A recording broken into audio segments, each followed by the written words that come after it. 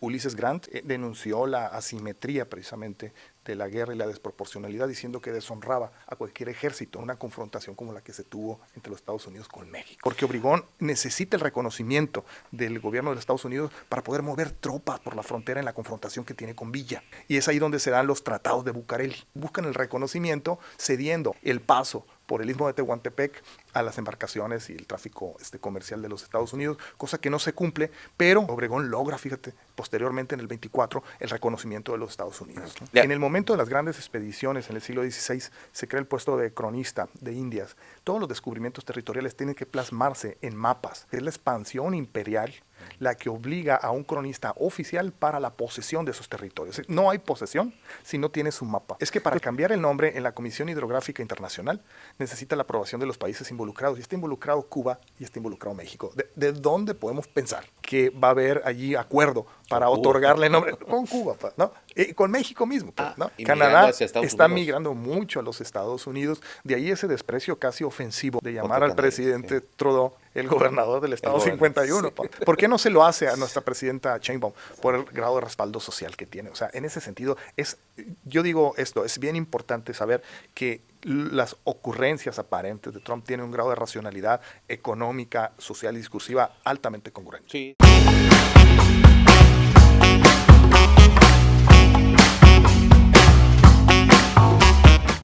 Hoy tenemos de invitado a Aarón Grajeda, historiador, exsecretario de Educación del Estado de Sonora, también activista estudiantil y todo, ¿no? Lo que se acumula esta semana. Lo que se acumule.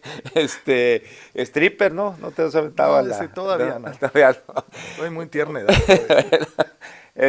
Y bueno, nos viene a platicar sobre la relación histórica entre México y Estados Unidos y esta aparente disputa por el nombre del Golfo de México. Aarón Grajeda, bienvenido, muchas gracias. Muchas gracias, tocayo, es un placer. Yo atiendo muy gustoso las invitaciones, te agradezco sinceramente que me hayas dado la oportunidad de conversar. Además hay pocos espacios, ¿no? Para historiadores, ¿no?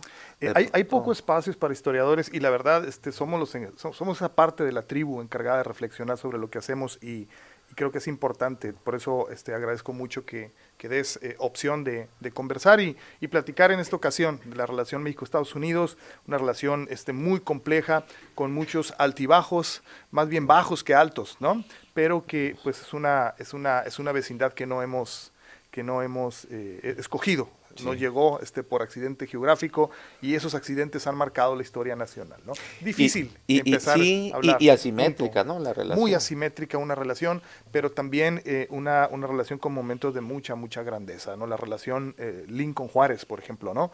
Una relación de mucha dignidad de la cual podemos hablar en un momento, pero que esas asimetrías empezaron incluso en los tiempos de la colonia, ¿no? Durante los tiempos de la Nueva España, uno de los tratados más importantes de la Nueva España con los Estados Unidos. Hay que recordar que la independencia de Estados Unidos es en 1775, se consolida en 1778 y la Nueva España tiene trato con ellos de forma diplomática como Reino de España. El tratado de Adam Onís le proporcionó incluso, tocayo, a la Nueva España la organización, la posesión de los estados tan importantes del oeste, así que no todo el tiempo ha sido perder territorio en México, sino que particularmente hacia 1800, antes de 1808, el Tratado Adam-Onís le otorgó a Estados Unidos territorios que administró México, una relación que va a cambiar muy pronto, ¿no? Sí, y después Estados Unidos pues se arma de esos territorios, ¿no? Como ya sabemos, incluso, bueno, lo que termina vendiendo Santana, pues es poco, ¿no? Sí, estamos hablando en 1830, tenemos un país independiente que fue reconocido en 1822 por los Estados Unidos. Los Estados Unidos ve con mucha claridad, por ese entonces en los tiempos del presidente Monroe, ¿no? Ven con mucha claridad hacia dónde van a crecer, ellos van a crecer hacia el oeste y son territorios que tienen posesión. México, por eso, le conceden a México el reconocimiento diplomático en 1822. Pasado el tiempo y ante la inestabilidad institucional del Estado mexicano naciente, ¿no? Bajo el el gobierno de Santana, hacia 1830, se viene esta movilización de colonos en Texas, ¿no? Que piden su independencia y la obtienen. Los Estados Unidos se las reconoce, ¿no? Estamos hablando cerca de 1845, Estados Unidos le reconoce la independencia para anexarlos posteriormente, y es ahí donde se va la primera confrontación del Estado mexicano con los Estados Unidos, ¿no? Batalla de la Alameda, ¿no? Así es, y que termina años posteriores con el Tratado de Guadalupe Hidalgo, y en esa parte es importante señalar que existe mucha violencia también diplomática hacia de los Estados Unidos hacia México, particularmente el presidente Polk, ¿no? Polk. En el momento mismo en que Comonfort está organizando la defensa por lo que va a pasar en Texas, hay un levantamiento muy fuerte en el ejército 47, mexicano. Los polcos. Los polcos, donde surge precisamente esa rama del ejército vinculados con la iglesia, opositores a la desarticulación de los bienes y de élite, donde surgen los polcos, y es allí en nombre al presidente Polk. Hay quien dice también que en nombre a que la Polk era muy famosa en Ciudad de México en esa época. Entonces te digo, esas tensiones están marcadas muy permanentemente, y sin embargo sea una relación muy buena, por ejemplo, de manera íntegra. Yo creo que eso hay que señalarlo, y lo reconoció el presidente López Obrador cuando visita Washington, en la invitación que le hace el presidente Donald Trump, visitando el memorial de Lincoln en Washington, porque Lincoln fue muy cabal. Lincoln, en los tiempos en que se da la guerra con México, él habla de las asimetrías, él denuncia las asimetrías, y es estigmatizado Lincoln como un traidor a la patria, ¿no? Por esa situación. Sí, estamos hablando por ahí de 1847 es cuando invade Estados Unidos, ¿no? Sí, exactamente, ya la guerra. El conflicto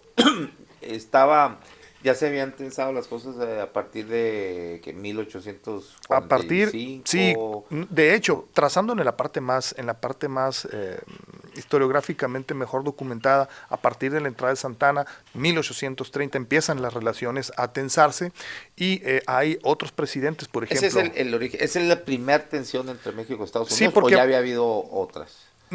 Ha habido momentos de tensión que pasan muy poco a la historiografía, es decir, que se documentan poco, pero que están presentes. Por ejemplo, la relación del cónsul Poinsett en México, en los tiempos principalmente a partir del 1820 con la independencia de México.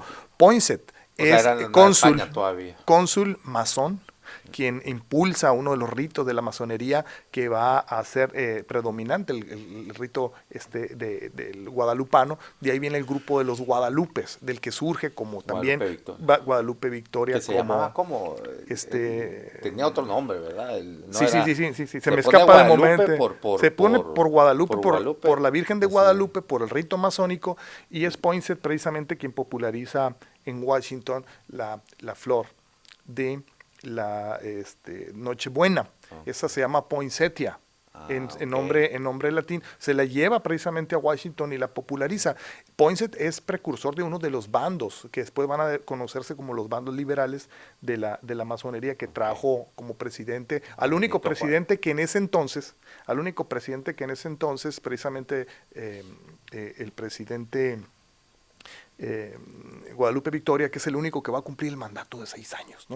Porque posteriormente suben y bajan los presidentes. Sí. Entonces te digo, hay momentos de esplendor en las relaciones diplomáticas entre los Estados Unidos, pero también hay momentos de mucha opacidad. Y bueno, tú estás hablando ahí, cuando empiezan esas tensiones, pero todavía no era México como tal, era la Nueva España todavía, en 1820, hasta el 21 se independiza México, ¿no? Mira, Hay en esa lógica, a partir de 1808 se da la invasión de Napoleón a España, donde capturan a Fernando VII, ¿no? Sí. Inmediatamente los Estados Unidos ven la oportunidad de establecer relaciones diplomáticas para su ampliación territorial, cosa que va a materializar en su política Monroe, el presidente Monroe, ¿no? Así que las relaciones de México intensas con los Estados Unidos inician incluso antes de la independencia, en 1808, pero en la independencia van a tener una relación de tensión muy fuerte. Yo creo que la tensión armada se da en el conflicto con Texas y posterior adquisición, ¿no?, por la vía de la violencia de conflicto California, Arizona, con Texas Nevada, es ¿no? que en el 30, los Es en el 30. 30, es en el 30 Y, exactamente, cuando se independiza ajá, Texas, ¿no? Texas. Ajá. La famosa batalla de la Alameda. Bueno, ahí es el primer momento así de tensión ya y de armado entre México y Estados Unidos. Sí. Y eso, exactamente qué año fue la invasión a Texas.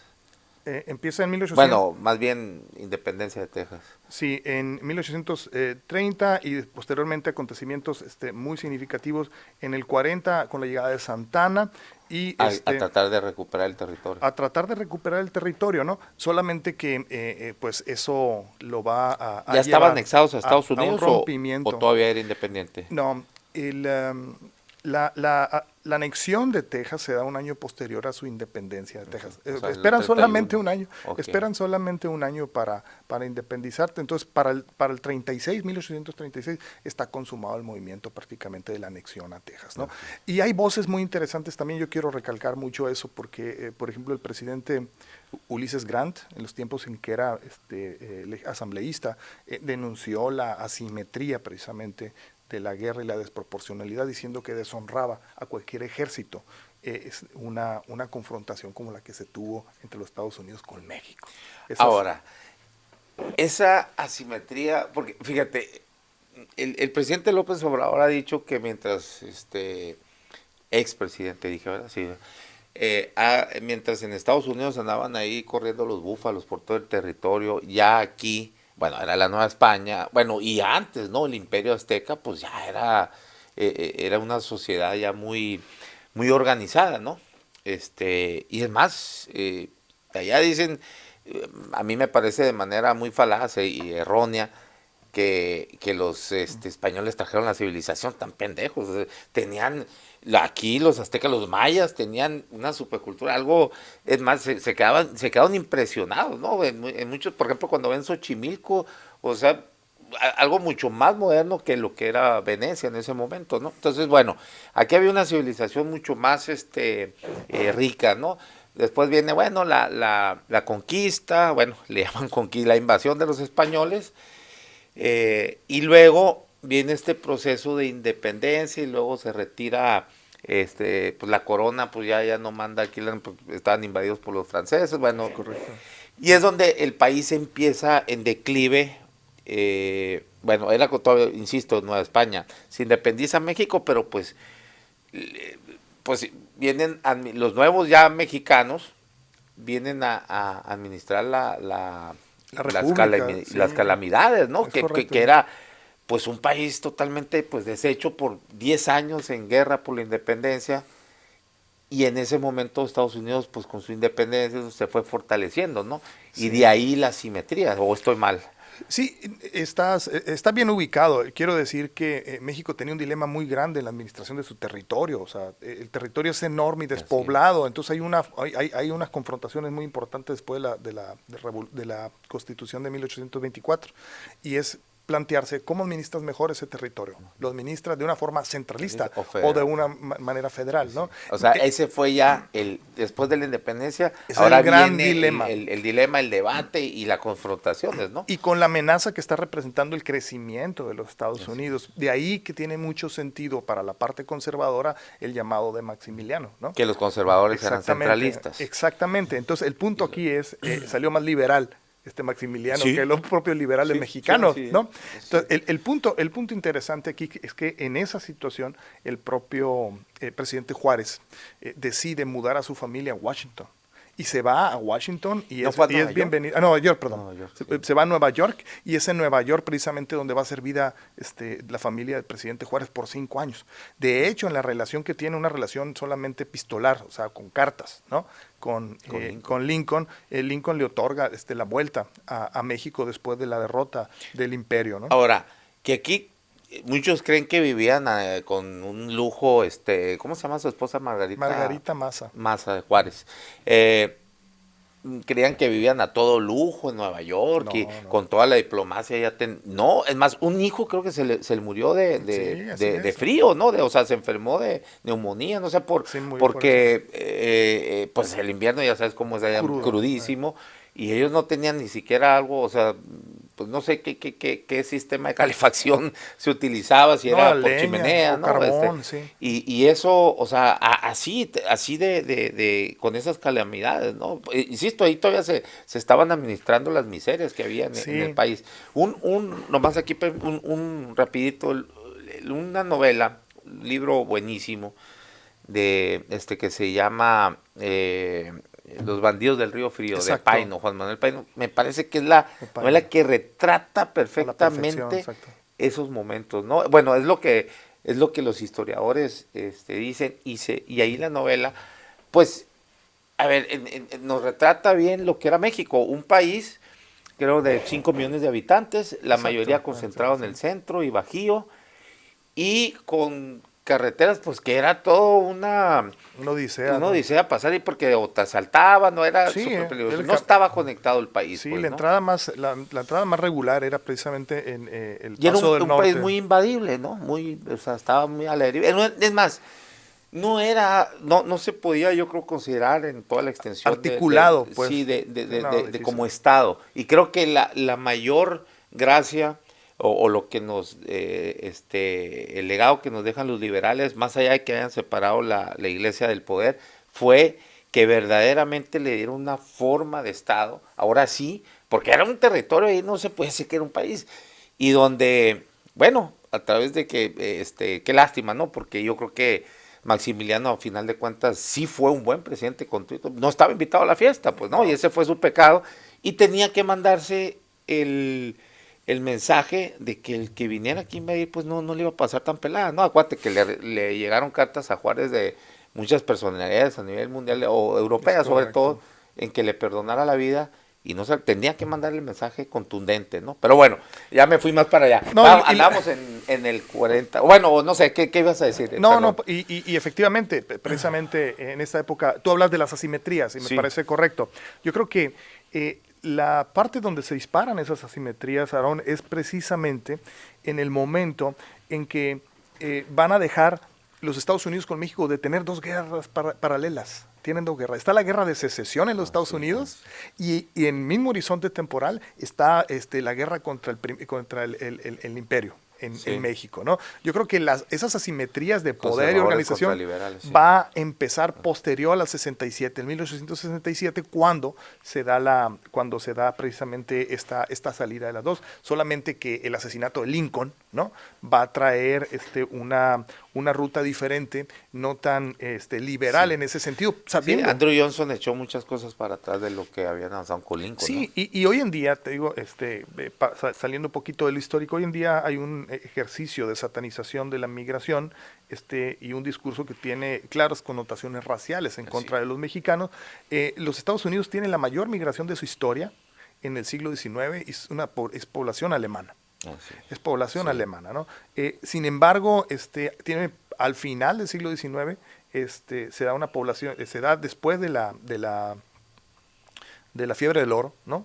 Llega una población increíble de asiáticos, particularmente chinos, y también Al muchos área de San sonorenses, Francisco, y ¿no? también muchos sonorenses se van a vivir, a buscar varones en edad reproductiva, se van a vivir en Para la poblar búsqueda el de oeste. para poblar el oeste. Sí, hay una despoblación increíble en Sonora, y se dice que el auge, hay una tesis muy importante de Gerardo Reñique, un investigador del CUNY, ¿no? De la Universidad de la Ciudad de Nueva York, donde señala que el odio al chino estaba alimentado por la ausencia de varones reproductivos en Sonora, que la fuerza viril del chino llega a tomar su lugar en el protagonismo social en las comunidades sonorenses. De ahí ese odio. Así lo explica en la campaña antichina. O sea, salieron garañones los chinitos. Es que no había opciones, no había opciones para las mujeres mexicanas que requerían, lógicamente, en su edad hacer vida de familia, ¿no?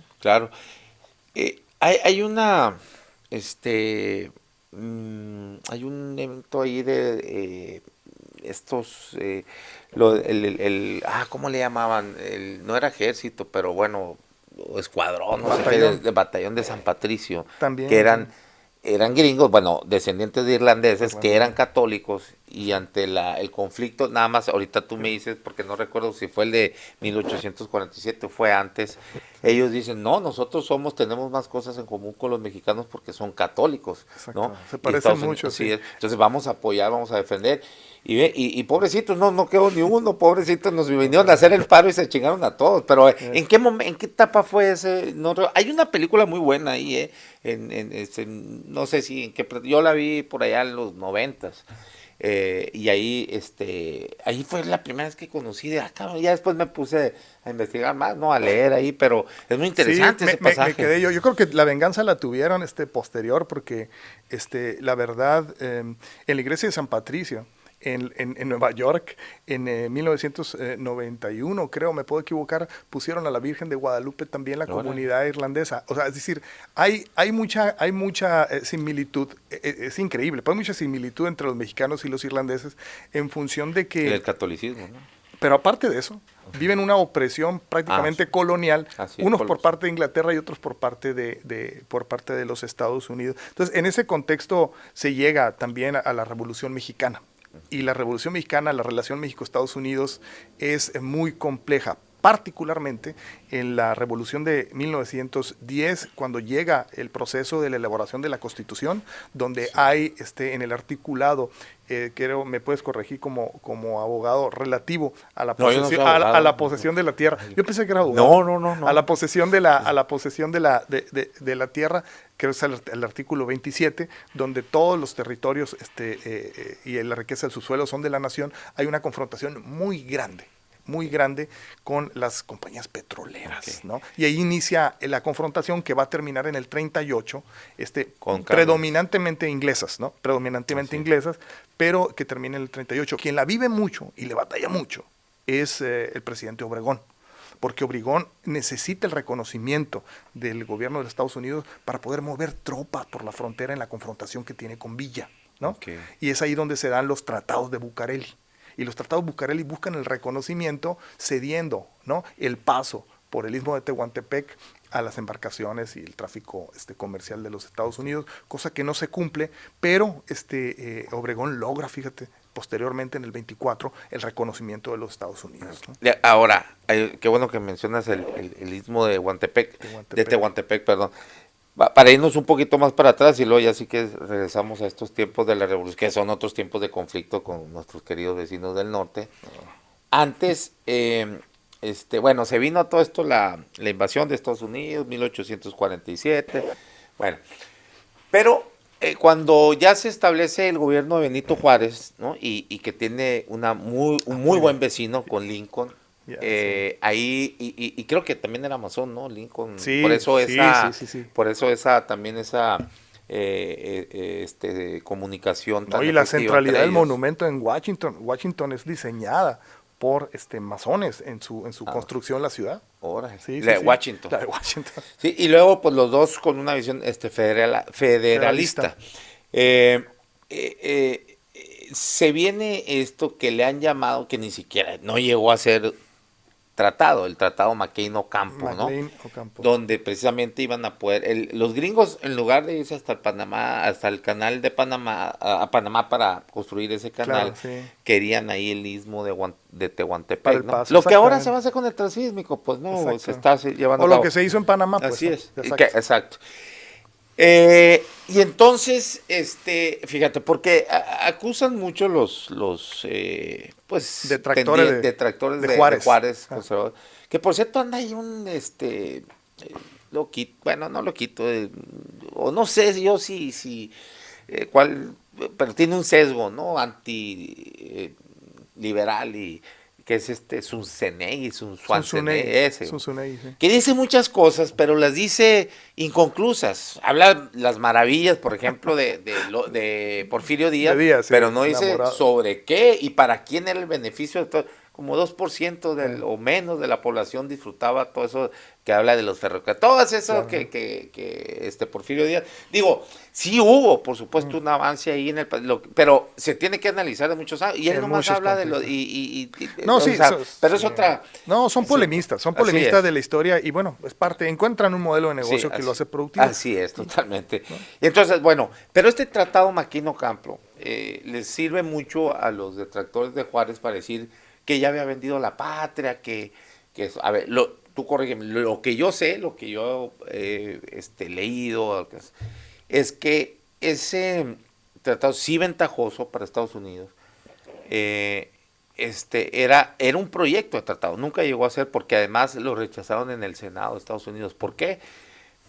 Porque con esa astucia de los liberales, que creo que la mejor generación, lo mejor, o sea, un talento de unos Una hombres, generación sí, única, sí, sí, efectivamente. es más, y donde el menos talentoso, creo yo, era Benito Juárez, pero era el de la inteligencia emocional, ¿no? De mayor, que era el fiel de la balanza entre los duros y los rojos, le decían, ¿no? Y los moderados, porque no eran monolíticos los No, liberales, tenían absolutamente, sus mucha problemas, ¿no? diversidad, claro. Incluso, fíjate, Porfirio Díaz no era de los rojos, de los más duros, de los, ¿no? De los radicales, y luego ya se volvió conservador, pero bueno, para evitar eso, de que llegaran los gringos al istmo de Tehuantepec, ellos en el tratado le agregan que en cualquier invasión a cualquiera de los dos países, Sí. el otro país tenía que apoyar con su ejército, y es donde los gringos dijeron, oye, espérate, pues, el más invadible eres tú, cabrón, ¿no? Y a mí me va a costar mucho eso. Digo, lo estoy diciendo obviamente en grandes rasgos. Como interpretación, claro. Así, muchas negociaciones ahí, y ahí es donde los gringos dicen, no, pues no se aprueba en el Senado, por los costos que esto iba a generar de tener que apoyar a México en sus conflictos bélicos, ¿no? Entonces, eso, lo que yo escucho de historiadores como Paco Taibo, hay otro que se me va, Rosa se apellida, pero bueno, no recuerdo.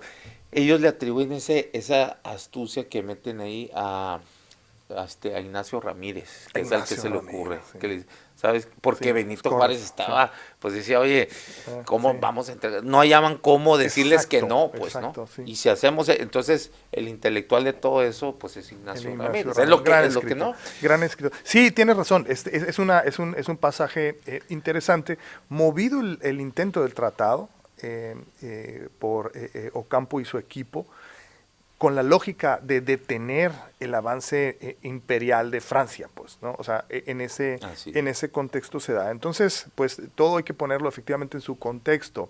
Esos intentos por la apropiación de la riqueza natural va a ser toda una tónica de la primera mitad del siglo XX en la relación con los Estados Unidos, y bueno, avanzando en el tiempo posterior a la revolución, se dice que las relaciones se han protocolizado mucho a partir de la Constitución del 17, a partir de la expropiación petrolera 1938 por Cárdenas, y se han tenido una diplomacia mucho más moderna, al grado que está muy protocolizado todas las acciones. Hay gente que se escandaliza por la no invitación aparente, ¿no?, de nuestra presidenta Claudia Sheinbaum al evento en Washington, la toma de poder del presidente Trump, pero todo eso está altamente protocolizado. Ya no hay ningún grado de improvisación en esa lógica. Y bueno, pues relativo, para entrar al tema también, ¿no?, de cierre con el Golfo de México, pues es una de las maravillas comunicativas que se tiene que reconocer del presidente Trump.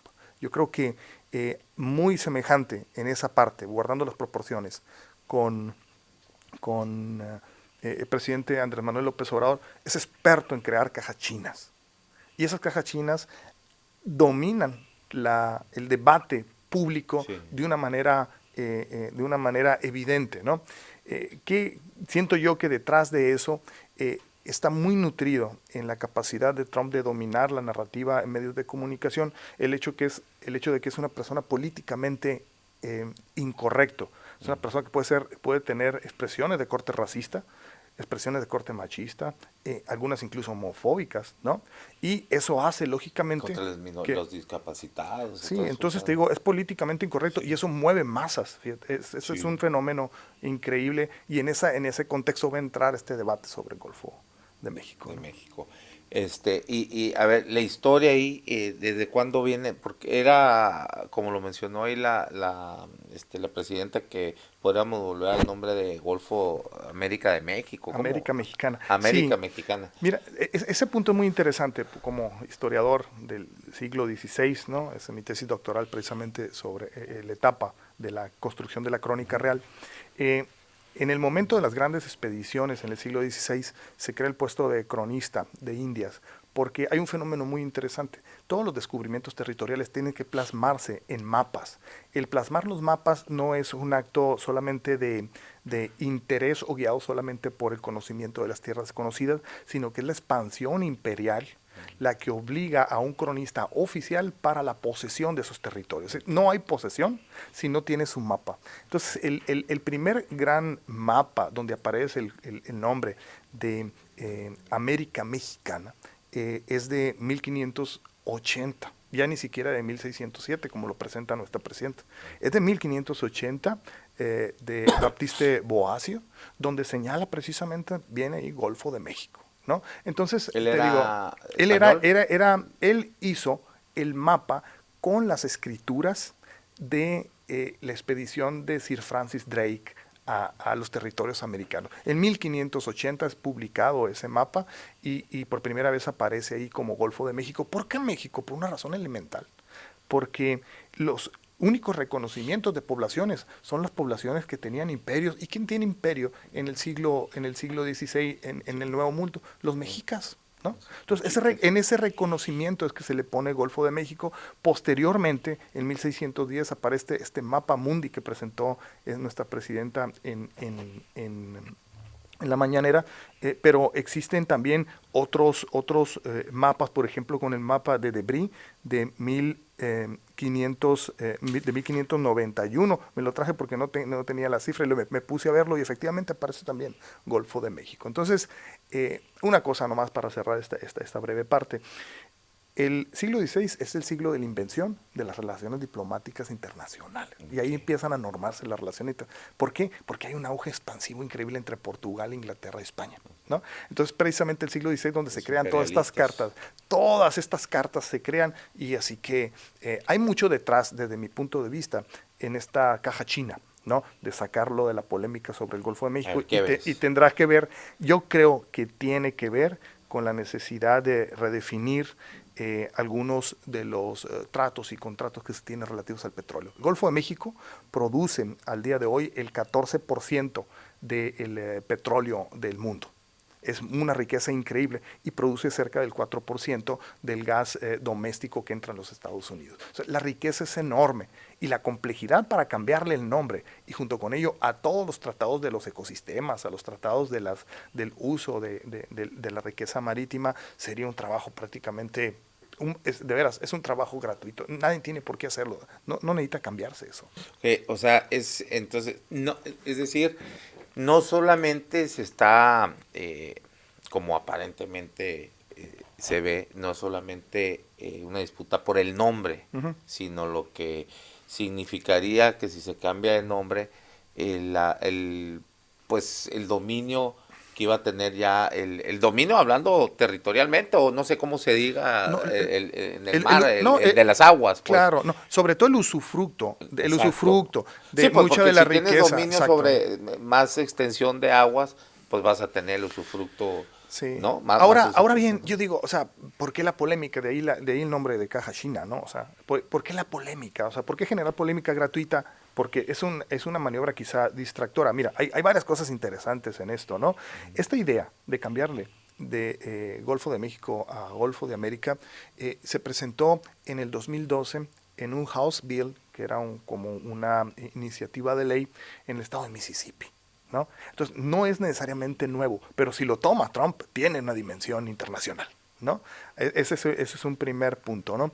El otro punto es que para cambiar el nombre en la Comisión Hidrográfica Internacional necesita la aprobación de los países involucrados, y está involucrado Cuba y está involucrado México. ¿De dónde podemos pensar, ¿no?, que va a haber allí acuerdo para otorgarle nombre? Con Cuba, pues, ¿no? Y con México mismo, pues, ¿no? Ese es otro de los puntos interesantes, y decir que pues nos tiene metidos en esa dinámica, y yo realmente, si quisiera Trump cambiar eso, promoviera que los libros de texto que son privados, todos los que se venden en los Estados Unidos, le cambien el nombre en sus mapas, ¿no?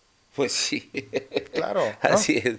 Entonces, fíjate qué interesante, ¿no? Como, porque pues, hay gente que piensa, que sí, como caja china, pero de manera más primitiva, ¿no? De que, ¿cómo va a importarlo el nombre? Todo. Bueno, hay un trasfondo de todo eso, no es nada más como dijimos ahorita el nombre y lo estás diciendo. Sí, una caja china, pero con mucho más fondo, ¿no? Sí, tiene repercusiones, claro. Lo mismo va a pasar, mira, él es altamente polémico y de eso nutre mucho su base social.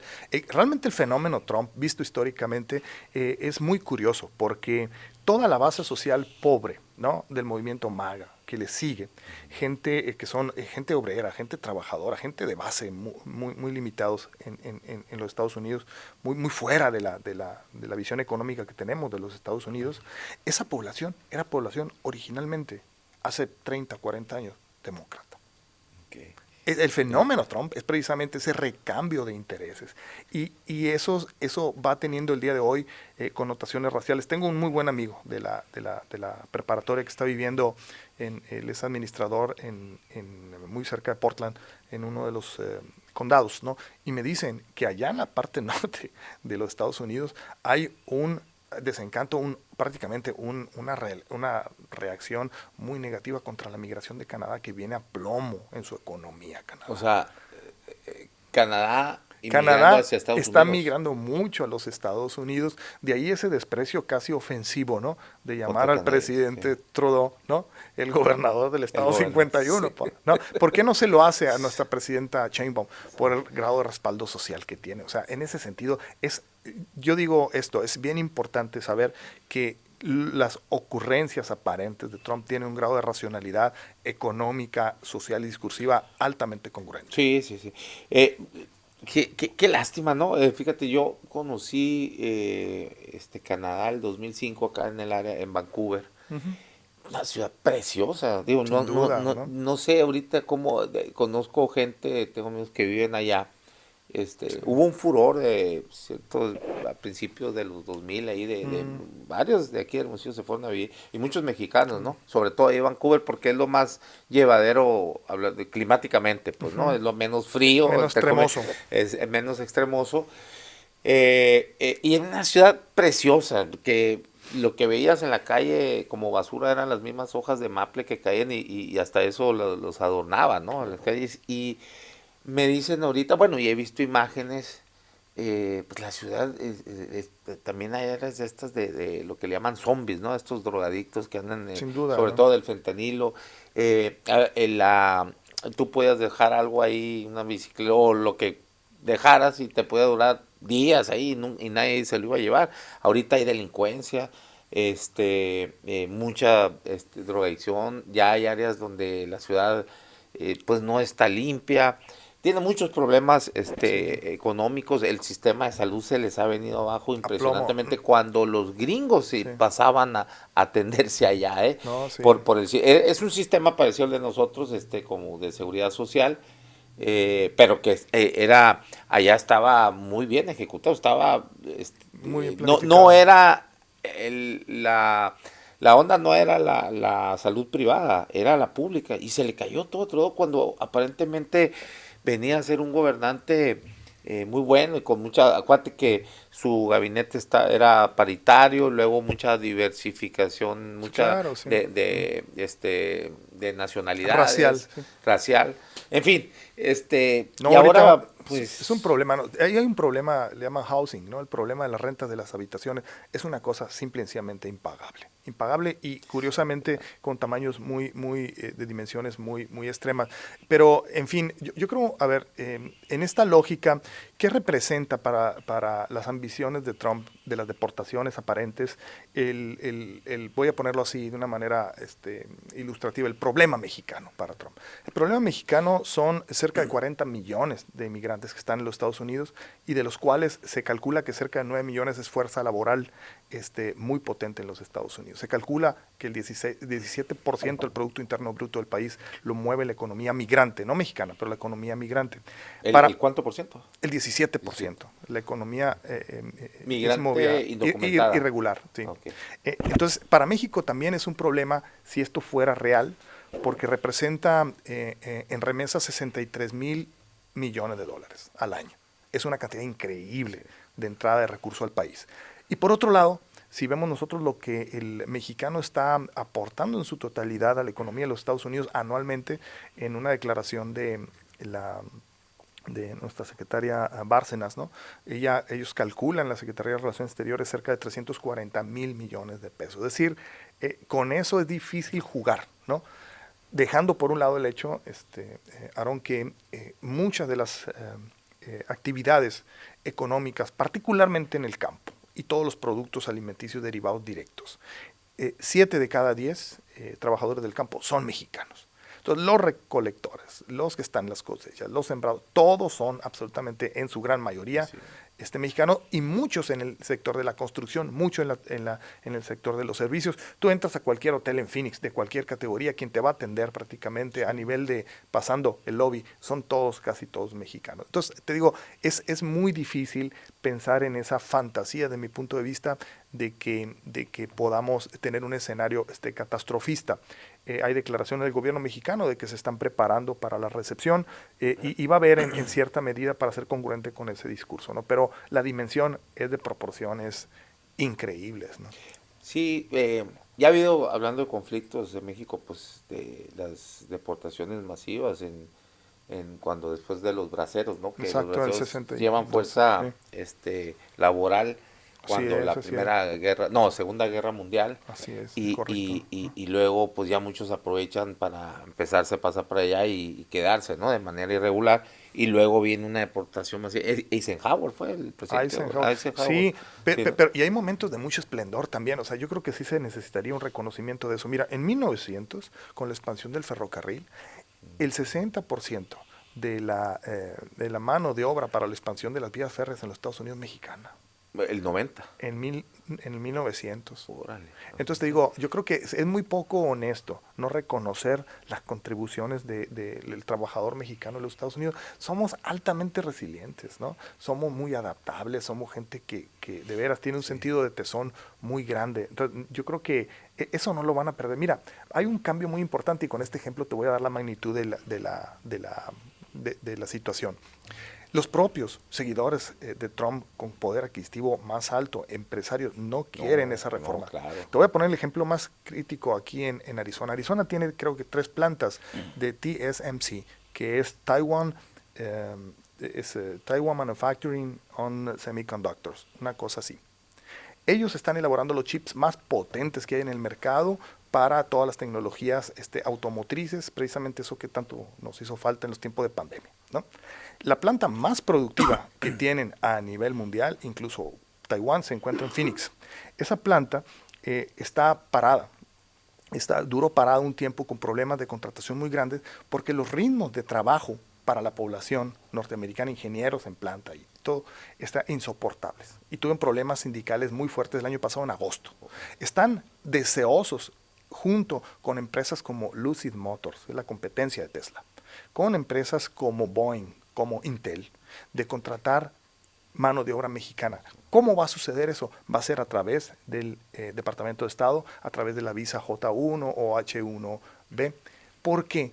Porque la migración la necesitan sí. La migración, necesitan migración joven, capacitada, y migración temporal. Ese es el punto en esta visión racializada del discurso de Trump. Esos son los migrantes que requieren, ¿no? Y yo digo, donde hay un problema, siempre hay gente que va a poder utilizar las ventajas que estos problemas conllevan. Por eso es importante para nuestro sistema educativo, Aaron, que podamos tener esos portales donde podamos hacer la oferta de tanta gente capacitada. O sea, si tú te vas con un salario profesional, trabajo igual, salario igual en los Estados Unidos, la visa J1, o sea, tienes un área de oportunidad increíble, sinceramente.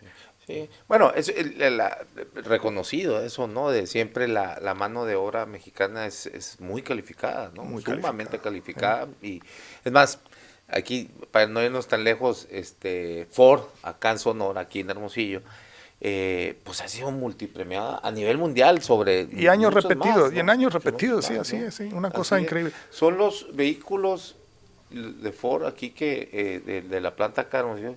Que menos, ¿cómo les llaman? Review, ¿cómo? Scratch.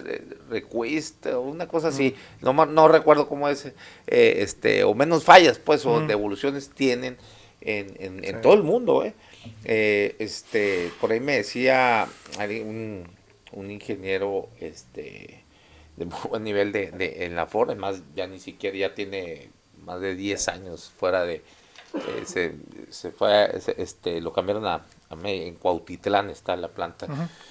Y él me decía, por ejemplo, había un defecto con unos focus que en la planta de Sao Paulo, ahí en Brasil. Se están ensamblando.